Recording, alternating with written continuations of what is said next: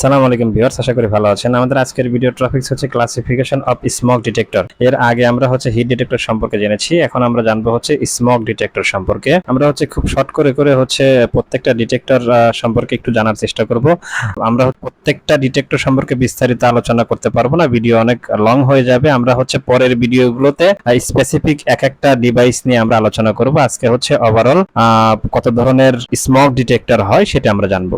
Smoke detector মূলত 5 ধরনের হয়, কিন্তু আমাদের ইন্ডাস্ট্রিতে সবচেয়ে বেশি ব্যবহৃত হয় 3 ধরনের। আবার এই 3 ধরনের ভিতরে সবচেয়ে বেশি ব্যবহৃত হয় 2 ধরনের। ইন্ডাস্ট্রিতে যে 3 ধরনের স্মোক ডিটেক্টর ব্যবহৃত হয় সেগুলো অপটিক্যাল স্মোক ডিটেক্টর, এটার আরেকটা নাম আছে, সেটা ফটো ইলেকট্রিক স্মোক ডিটেক্টর। মানে সবচেয়ে বেশি, মানে সাধারণত যেগুলো ব্যবহৃত হয় সেইগুলোর নাম অপটিক্যাল স্মোক ডিটেক্টর। আমরা অনেকেই এই জিনিসটা জানি না। আমরা স্মোক ডিটেক্টর আমাদের ফ্যাক্টরিতে অ্যাভেলেবেল ভুরি আমরা ব্যবহার করছি, কিন্তু আসলে এটা কোন ধরনের স্মোক ডিটেক্টর এটা আমরা অনেকেই জানি না। তো সবচেয়ে বেশি ব্যবহৃত হয় অপটিক্যাল অথবা ফটো ইলেকট্রিক স্মোক ডিটেক্টর। আমাদের ফ্যাক্টরিতে যেগুলো লাগানো এগুলো সবই অপটিক্যাল স্মোক ডিটেক্টর, অথবা এর দুইটা নাম, ফটো ইলেকট্রিক স্মোক ডিটেক্টরও বলে। এবং আর একটা স্মোক ডিটেক্টর আছে, সেটা আয়োনাইজেশন স্মোক ডিটেক্টর।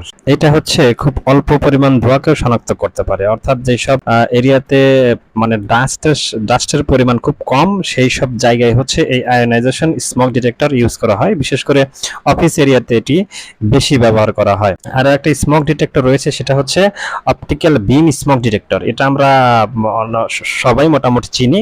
অপটিক্যাল বিম স্মোক ডিটেক্টর এটা বড় স্পেসে ব্যবহার করা হয়, যেমন অডিটোরিয়াম, ওয়্যার হাউস, তারপর ওয়ার্কশপ, অর্থাৎ বড় স্পেসে এই অপটিক্যাল বিম স্মোক ডিটেক্টরটা ব্যবহার করা হয়। আমরা এই বিম স্মোক ডিটেক্টর নিয়ে আলোচনা করব। এরপরে যে বাকি দুইটা স্মোক ডিটেক্টর রয়েছে তার ভিতরে একটি রয়েছে কম্বিনেশন স্মোক ডিটেক্টর। এইটা অপটিক্যাল স্মোক ডিটেক্টর এবং আয়োনাইজেশন স্মোক ডিটেক্টরের মানে কম্বিনেশনে তৈরি হয়, যার কারণে এটার নাম দেওয়া হয়েছে কম্বিনেশন স্মোক ডিটেক্টর। অর্থাৎ ওই অপটিক্যাল আর আয়োনাইজেশনের প্রযুক্তিটা একটা ডিভাইসে দেয়া থাকে।